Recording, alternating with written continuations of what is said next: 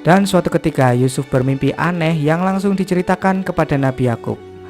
Mimpi Yusuf adalah ketika dia bermain dengan kakak-kakaknya di ladang, ia menancapkan tongkatnya di tanah yang lalu tongkat itu berubah menjadi pohon yang sangat besar dan tinggi dan mempunyai daun yang hijau memayungi kakak-kakaknya.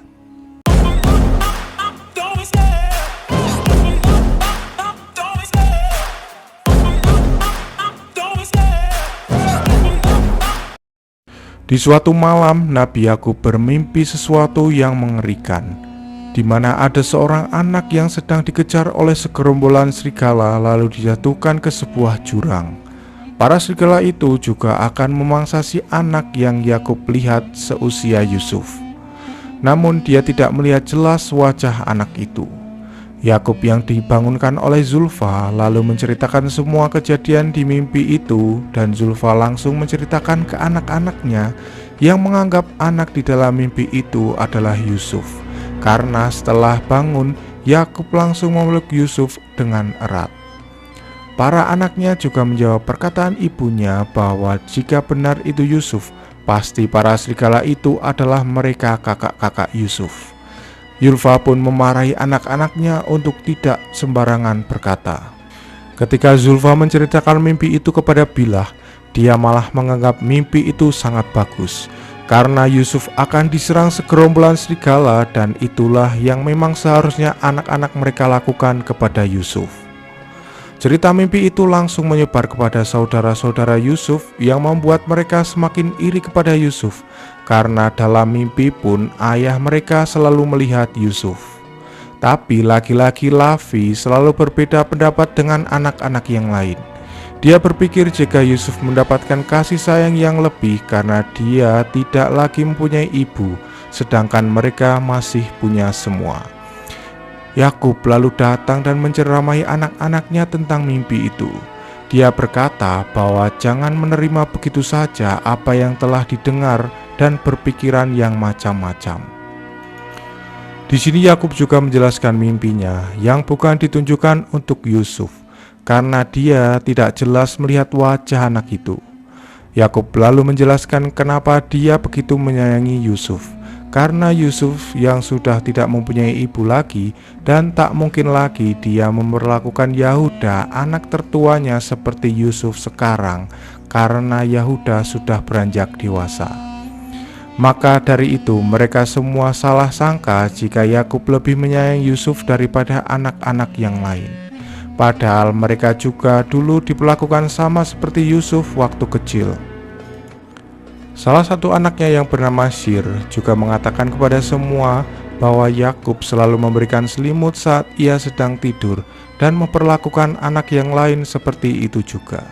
Yakub memberitahu anak-anaknya jika mereka memiliki perilaku seperti orang dengki, di mana itu adalah perilaku setan.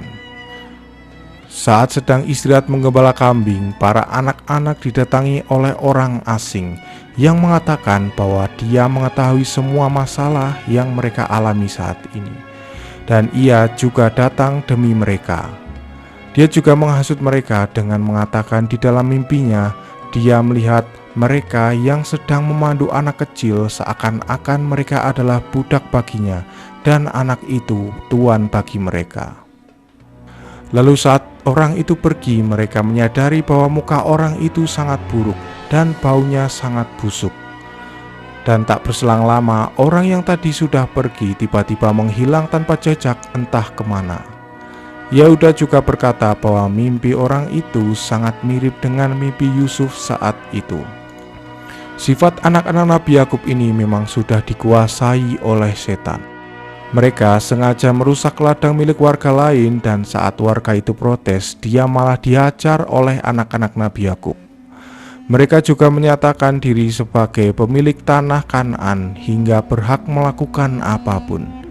Yakub pun langsung memarahi anak-anaknya itu dan meminta maaf kepada salah satu warga yang menjadi korban, lalu akan mengganti kerusakan kebunnya.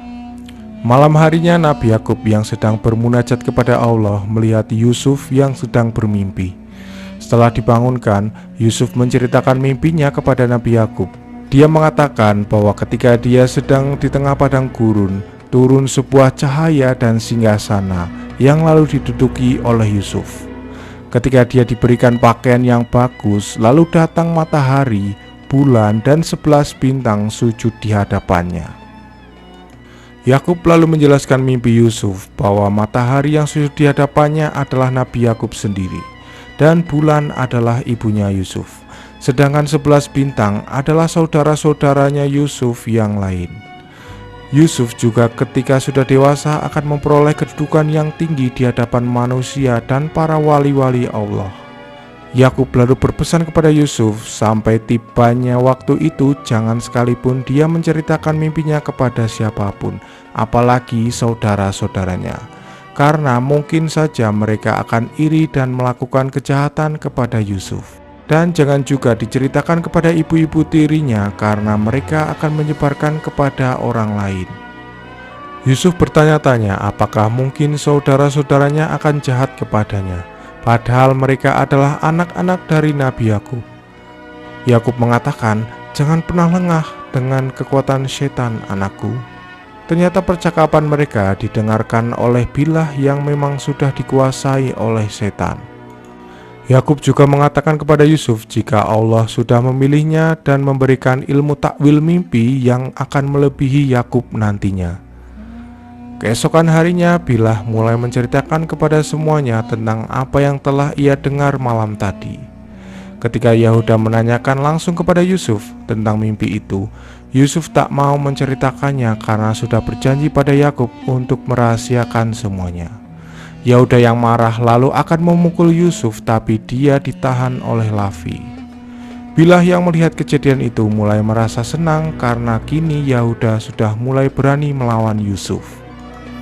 Yusuf pun mulai bertanya-tanya kenapa Yahuda tak menyukainya, padahal Yakub selalu mengatakan jika saudara harus saling menyayangi dan menghormati.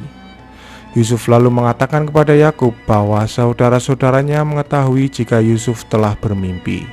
Hal itu membuat Yakub pun tahu kalau itu pasti ulah dari Bilah. Yakub langsung memarahi Bilah karena perilaku buruknya sering mengadu domba anak-anaknya. Dia jugalah yang sering mengajak Zulfa dan Lia untuk ikut mengadu domba anak-anak yang lain. Dan jika sekali lagi Bilah berbuat ulah, maka akan dikembalikan ke Padan oleh Nabi Yakub. لا لا أنا أعاهدك يا نبي الله أنني لن. Sementara itu para anak-anak yang lain sedang membahas arti mimpi dari Yusuf yang membuat mereka semua menjadi cemas. Yahuda juga merencanakan untuk membunuh Yusuf agar Yakub kehilangan Yusuf dan bisa kembali sayang kepada mereka. Ternyata Syaitan juga berada di antara mereka yang terus menyulut api kedengkian. Rencana itu langsung dibantah oleh Lavi yang selalu berpikir jernih dengan mengatakan bahwa membunuh saudara serta membangkang ayah adalah sebuah dosa besar dan hukumannya adalah api neraka. Yahuda yang sudah dikuasai setan dengan gampangnya mengatakan jika sudah membunuh Yusuf mereka bisa bertaubat lagi pada Allah karena Allah Maha Pengampun. Lavi yang kalah suara dengan anak-anak yang lain mempunyai rencana lain untuk membuang Yusuf ke suatu tempat yang jauh agar dia tidak bertemu lagi dengan Yakub. Dengan begitu dia berpikir Yakub akan melupakan Yusuf dan kembali lagi menyayangi mereka. Dia juga mengatakan kalau saudara-saudaranya harus melupakan rencananya untuk membunuh Yusuf. Keesokan harinya mereka melakukan rencana itu dengan mengajak Yusuf untuk pergi mengembala kambing. Tapi awalnya Yakub melarang mereka mengajak Yusuf karena masih terlalu kecil. Tapi Syamun mengiming-imingi Yusuf untuk pergi mengembala kambing. Yusuf pun sangat tertarik untuk ikut mengembala kambing dengan mereka karena Syamun menceritakan tentang suasana di sana yang membuat Yusuf merasa penasaran. Yusuf lalu meminta izin sendiri kepada Yakub agar diizinkan ikut saudara-saudaranya mengembala kambing. Karena Yusuf sendiri yang meminta, akhirnya Yakub pun mengizinkannya untuk pergi mengembala kambing bersama kakak-kakaknya. Tapi sebelum itu Yakub memakaikan jubah warisan milik Nabi Ibrahim, di mana jubah itu berasal dari surga. Yakub pun melepaskan Yusuf kecilnya untuk ikut mengembala dengan rasa cemas yang begitu besar. Setelah sampai di ladang, Yahuda yang sudah tak bisa memendam rasa dengkinya kepada Yusuf langsung memukulinya sampai babak belur. Semua saudara yang lain pun juga ikut memukuli Yusuf yang terus meminta tolong kepada ayahnya. Tapi hanya Lavi saja yang tidak ikut dalam pemukulan itu. Dan ketika Yahuda akan berusaha membunuh Yusuf, Lavi datang menghadangnya lalu mengatakan, "Ini bukanlah kesepakatan kita Yahuda. Yang kita inginkan adalah untuk memisahkan ayah dan Yusuf, bukan untuk membunuhnya." Lalu mereka semua bingung akan membuang kemana Yusuf agar bisa jauh dengan Nabi Yakub. Tak berselang lama mereka melihat sebuah sumur dan berpikir jika Yusuf akan dibuang ke sana, berharap ditemukan oleh pedagang yang mengambil air di sumur itu. Lavi sebenarnya tidak tega membuang adiknya sendiri ke sumur itu, tapi karena dia kalah suara dengan saudara-saudara yang lain, dia terpaksa melakukan hal itu. Sebelum diceburkan ke sumur, Yusuf mengatakan kepada Lavi bahwa dia tetap menyayangi saudara-saudara lain meskipun mereka berbuat jahat kepadanya, dan memperingatkan Lavi agar jangan sampai Yakub tahu tentang hal ini, karena jika seorang nabi marah dan mengutuk, maka binasalah mereka semua.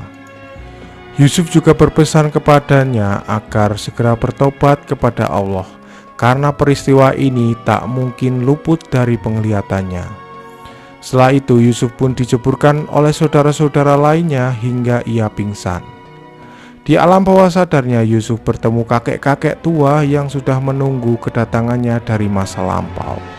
Dia diberitahu oleh nabi zaman dahulu tentang kehebatan Yusuf. Makanya dia ingin sekali bertemu dengan Yusuf.